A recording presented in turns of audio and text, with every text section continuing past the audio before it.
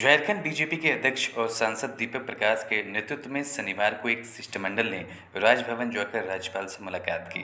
राज्यपाल सीपी राधाकृष्णन से मुलाकात के बाद पत्रकारों से बातचीत में दीपक प्रकाश ने कहा कि पूरे मामले की न्यायिक जांच होनी चाहिए।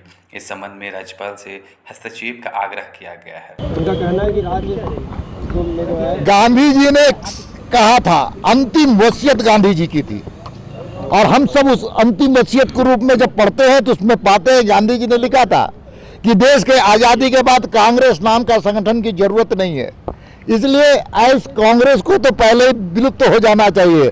लेकिन जबरदस्ती कांग्रेस चल रही है, देश की जनता ने उसको विलुप्त करने का काम किया है, सत्याग्रह नहीं है। ये इनके शासनकाल में 42 लाख हजार करोड़ रुपए के घोटाले किए गए और जब ईडी छापे मारते हैं तो इनके कलेजे में सांप उठता है। अफसर के यहाँ किसी के यहाँ ईडी होता है तो इनको पेट में दर्द क्यों होता है, क्या कारण है? अब जहाँ तक उनके शहजादा सम्मानित नेता राहुल गांधी का सवाल है, देश को अपमानित उन्होंने विदेश में किया है। कोई भी भारतीय काम नहीं कर सकता है।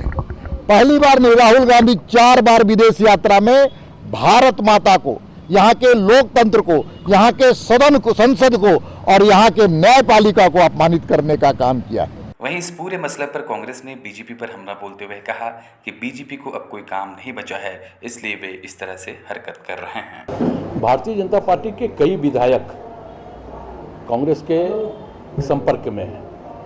शायद विचलित है दीपक प्रकाश जी इन बातों को जान करके, इसलिए कभी वो गवर्नर हाउस जाते हैं, कभी वो ईडी दफ्तर में एफआईआर दर्ज कराने जाते हैं। अब भारतीय जनता पार्टी का कोई काम तो बचा नहीं, क्योंकि राज्य की जनता ने सत्ता से उनको बाहर कर दिया।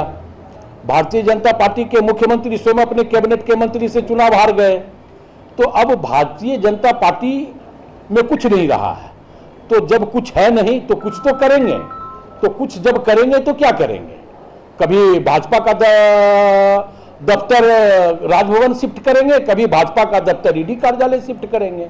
ये लोग कित-कित खेलते हैं, राजभवन, ईडी दफ्तर, भाजपा दफ्तर।